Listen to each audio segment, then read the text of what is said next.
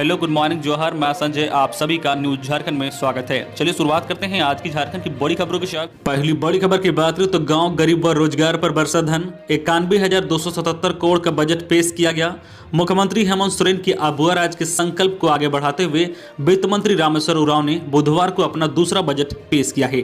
2021-22 के लिए 91,277 करोड़ के इस बजट में कोरोना की चुनौतियों के बीच सरकार ने गांव में ही रोजगार का रोड मैप दिखाया है।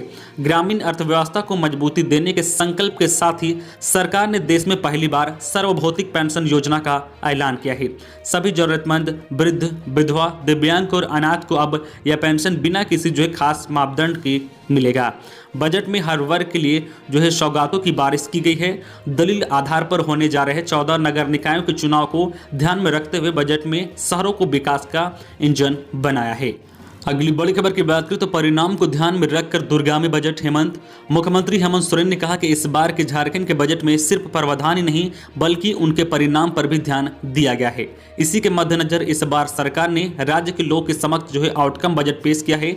सरकार चरणबद्ध तरीके से चीजों को आगे बढ़ाएगी। पिछले बजट से इस बार का बजट थोड़ा बढ़कर 91,277 करोड़ रुपए का किया गया है। यह स्पष्ट रूप से आने वाले समय में राज्य पर प्रभाव डालेगा। मुख्यमंत्री ने उक्त बातें सदन के बाहर मीडिया से बातचीत में कही है। अगली बड़ी खबर की बात करें तो जमशेदपुर में बनेगा डेयरी प्लांट, सभी जिलों में खोले जाएंगे किसान सर्विस सेंटर। झारखंड के वित्त मंत्री डॉक्टर रामेश्वर उरांव ने बुधवार को 91,270 करोड़ रुपए का बजट पेश किया। इस दौरान बजट में कोल्हाल प्रखंड पर भी ध्यान दिया गया। झारखंड मिल्क फेडरेशन की मदद से जमशेदपुर में डेयरी प्लांट लगाया जाएगा। इसके साथ ही गिरिडीह में भी नया डेयरी प्लांट और रांची में मिल्क प्रोडक्ट उत्पाद प्लांट लगाने की योजना है। इससे किसानों के साथ लोगों को फायदा होगा। साथ ही राज्य के सभी जिलों में किसान सर्विस सेंटर खुल जाएंगे। अगली बड़ी खबर की बात करें तो गर्मी में पूरी आस्तीन की शर्ट पहनने से झारखंड पुलिस को मिली आजादी। हाफ बांह की वर्दी पहनकर महसूस करेंगे कूल। गर्मी का मौसम आ गया है। इस मौसम में पुलिसकर्मी फुल बांह की वर्दी पहनकर ड्यूटी करते रहे हैं। एक तो फुल बांह की वर्दी और ऊपर से कंधे पर राइफल का भार होने से सिपाही हवलदार को ज्यादा ही पसीने से तरबतर हो जाते हैं। ऐसे पुलिसकर्मियों को इस गर्मी में राहत मिलेगी। झारखंड पुलिस मुख्यालय ने गर्मी शुरू होने के साथ ही पुलिसकर्मियों को वर्दी पहनने के पुराने नियम को संशोधित कर एक नया नियम जारी कर दिया है। 8 मार्च से धनबाद समेत झारखंड के सभी जिलों में पुलिसकर्मियों को हाफ आस्तीन की वर्दी पहनने की छूट दे दी है। अगली बड़ी खबर की बात करें तो 70% बढ़ी महिलाओं की साक्षरता दर। झारखंड में समय के साथ पुरुष और महिलाओं दोनों की साक्षरता दर में सुधार हुआ है। 2001 से 2018-19 के बीच राज्य की साक्षरता दर में 37% बढ़ोतरी हुई है।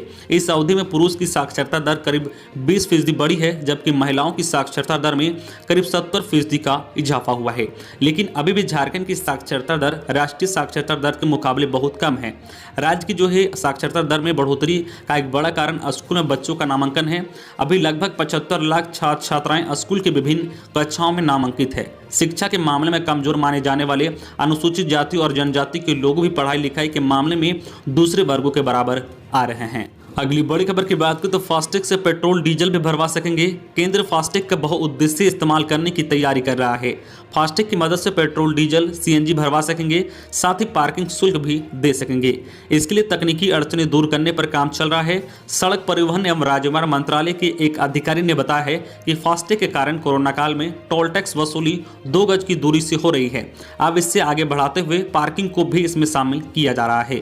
फास्टैग से पार्किंग के लिए हैदराबाद, बेंगलोर एयरपोर्ट में पायलट प्रोजेक्ट शुरू किया गया था। अब दिल्ली एयरपोर्ट पर भी फास्टैग से पार्किंग शुल्क भुगतान शुरू करेंगे। अगली बड़ी खबर की बात करें तो खेल मंत्री ने की बड़ी घोषणा। हर पंचायत में छोटे स्तर के स्टेडियम का होगा निर्माण। झारखंड सरकार के अल्पसंख्यक कल्याण, पर्यटन, कला, संस्कृति, खेल व युवा मामलों के मंत्री हाफिजुल हसन ने कहा कि राज्य में पर्यटन को उद्योग के रूप में विकसित किया जाएगा। धनबाद के मैथन व तो चांची झील को विकसित किया जाएगा। राज्य सरकार पंचायत स्तर पर छोटे छोटे स्टेडियम का निर्माण करेगी। पंचायत स्तर पर सिद्धू कानू क्लब स्थापित किए जाएंगे। झारखंड के हर जिले में खेल अधिकारियों की नियुक्ति हो चुकी है। कला, संस्कृति व युवा मामले में भी पुरानी योजनाओं के अलावा नए वित्त वर्ष में नई योजना ली जाएगी। अगली बड़ी खबर की बात करें तो सूबे के 500 प्रारंभिक विद्यालय बनेंगे मॉडल। राज्य के 500 प्रारंभिक विद्यालय मॉडल स्कूल बनेंगे। ये स्कूल प्रेरक के रूप में होंगे, जिसे देखकर दूसरे स्कूल भी अपने आप को उस स्तर का बनाएंगे। वही प्रारंभिक स्कूल में आओ पढ़ें खूब पढ़े पठन अभियान के जरिए बच्चों में पढ़ने की क्षमता को विकसित किया जाएगा। साथ ही समाधान कार्यक्रम की शुरुआत होगी। इसमें सरकारी स्कूल में विषयवार दक्ष शिक्षकों की व्यवस्था की जाएगी। स्कूली शिक्षा और साक्षरता विभाग के वित्त वर्ष 2021-22 के बजट में इसका प्रावधान किया गया है। अगली बड़ी खबर की बात करें तो रेल यात्रियों के लिए अच्छी खबर। अगले सप्ताह से धनबाद रेल मंडल में मिलेगा मोबाइल ऐप से जनरल टिकट। धनबाद समेत पूरे रेल मंडल में मोबाइल से जनरल टिकट बुक करने के लिए अभी थोड़ा इंतजार करना होगा। रेलवे ने इसकी तैयारी शुरू कर दी है। अगले हफ्ते से यूटीएस ऑन मोबाइल सेवा शुरू हो जाएगी। मोबाइल से जनरल टिकट की बुकिंग में देरी होने के कई तकनीकी कारण हैं। कोरोना काल से पहले रेलवे जो नियमित ट्रेन चला रही थी उन्हें अब कोविड स्पेशल के तौर पर चलाया जा रहा है। इसके साथ ही कई पैसेंजर ट्रेन एक्सप्रेस बन चुकी है। ऐसे कई छोटे स्टेशन हैं जहां ट्रेनों का ठहराव हट चुका है। इस वजह से मोबाइल टिकट शुरू होने से पहले रेलवे को नया सिस्टम से सारी तैयारी करनी पड़ रही है। सारी प्रक्रिया पूरी होने के बाद मोबाइल से टिकट बुकिंग शुरू होगी। अगली बड़ी खबर की बात करें तो रघुवर दास ने कहा कि बादल की पहाड़ की तरह है बजट। पूर्व सीएम रघुवर दास ने कहा कि वित्त मंत्री डॉक्टर रामेश्वर उरांव ने जो बजट पेश किया है वह नितांत ही निराशावादी है। यह बजट एक बादल की पहाड़ की तरह है, जो जितना दिखाई देता है उससे अधिक दिखाई नहीं देता है। संक्षेप में कहे तो यह बजट जनता की आंखों में धूल झोंकने की एक चतुर्थ पूर्ण कार्रवाई है। चतुराई के लिए वित्त मंत्री जी को बधाई देता हूं, लेकिन लोगों की आंख में धूल झोंकने का प्रयत्न सफल नहीं होगा। उन्होंने कहा कि यह बजट विकास को गति नहीं देगा बल्कि विकास को अवरुद्ध करेगा। चालू वर्ष में जो अनुभव हुआ है उससे एक बार फिर इस बात की पुष्टि होती है कि प्रगति की रफ्तार केवल वित्त व्यवस्था कर देने से कायम नहीं रह सकती है। इसके लिए ठीक समय पर योजनाओं का रूपांकन और चुनाव कराना तथा तेजी के साथ उसका क्रियान्वयन करना भी उतना ही महत्वपूर्ण होता है। अगली बड़ी खबर की बात करें तो कोरोना से मृत रेल कर्मियों के परिजनों को मिलेंगे 25,000 रुपए। कोलकाता स्थित गार्डन रिच में बुधवार को दक्षिण पूर्व रेलवे की सेंट्रल एसबीएफ कमेटी की बैठक हुई। बैठक में कोरोना संक्रमण से दक्षिण पूर्व रेलवे के प्रत्येक मृत कर्मियों को सेंट्रल स्टाफ बेनिफिट फंड से 25,000 रुपए देने पर सहमति बनी है। पूर्व में किसी रेल कर्मियों की मौत पर एसबीएफ से 10,000 रुपए का योगदान दाह संस्कार के लिए दिया जाता था, परंतु बुधवार को हुई बैठक में विशेष परिस्थितियों में कोविड से मृत कर्मचारियों को उक्त राशि के अलावा अतिरिक्त 25,000 रुपए देने पर सहमति बनी है। यह निर्णय सेंट्रल स्टाफ एसबीएफ कमेटी की बैठक में लिया गया है। अगली बड़ी खबर की बात करें तो रोटी कपड़ा और सेहत का बजट। वित्त मंत्री डॉक्टर रामेश्वर उरांव ने कहा कि राज्य सरकार का बजट जीवन और जीविका का बजट है। लोगों को आत्मसम्मान के साथ जीने की गारंटी देने वाला बजट है। इसके लिए मनरेगा में 1150 लाख मानव दिवस रोजगार बढ़ाया गया है।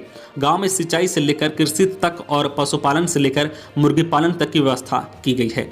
इन सबसे रोजगार का एक श्रृंखला बनेगा। इसमें लोगों को आसानी से जिंदगी जी सके इसकी चिंता की गई है। गांव में ही रोजगार को प्राथमिकता दी गई है। आसानी से आहार पाने के लिए गुरुजी किचन योजना है, तो कपड़े की चिंता दूर करने के लिए धोती साड़ी लुंगी योजना है। इसके अलावा शिक्षा और स्वास्थ्य पर भी खर्च कम करने की कोशिश की गई है। अगली बड़ी खबर की बात करें तो दुमका में 5 साइबर क्रिमिनल गिरफ्तार। अंतर्राष्ट्रीय गिरोह के 14 आरोपी हुए फरार। दुमका जिले की पुलिस ने सरैयाहाट थाना क्षेत्र के बांदरी और घाघरी गांव से साइबर अपराध को अंजाम देने के लिए लगाए हुए कैंप में 5 साइबर क्रिमिनल को धर दबोचा है, जबकि 14 अन्य साइबर क्रिमिनल बच निकलने में कामयाब रहे।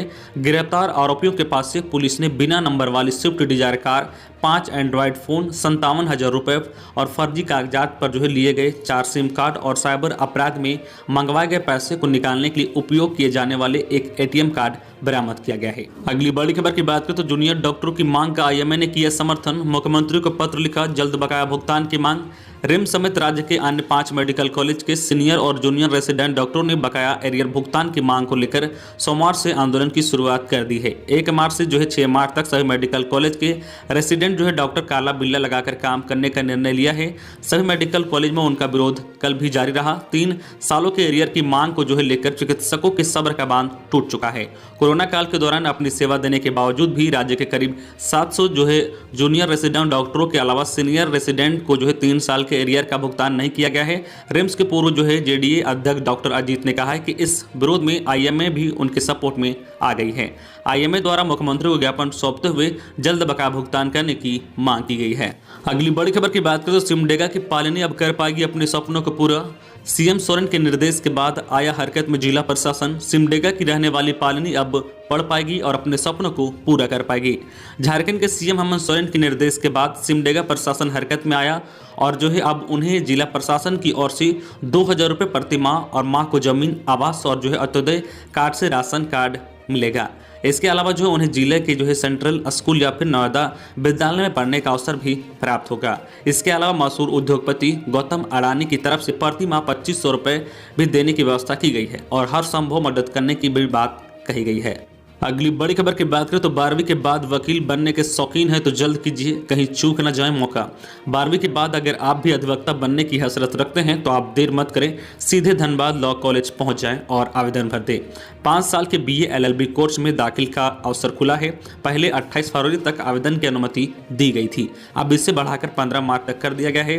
विनोद बिहारी महतो कोयलांचल विश्वविद्यालय के अधीन दूसरे कॉलेज में किसी भी विषय में दाखिल के लिए संचालन पोर्टल में ऑनलाइन आवेदन की अनुमति दी गई है, पर लॉ कॉलेज के जो है BA LLB कोर्स के लिए इसकी बाध्यता नहीं है। कोई भी छात्र सीधे कॉलेज जाकर ऑफलाइन आवेदन भर सकते हैं। तो ये थी आज की झारखंड की टॉप बड़ी खबरें। इसी तरह झारखंड की हर छोटी बड़ी खबर देखने के लिए आप हमारे चैनल न्यूज झारखंड चैनल को सब्सक्राइब करके बेल आइकन प्रेस कर दीजिए, जिससे आपको झारखंड की हर छोटी बड़ी खबर का अपडेट आप तक पहुंचता रहे। तो आज के लिए बस इतना ही, हमें दीजिए इजाजत, फिर मिलते हैं नेक्स्ट न्यूज में।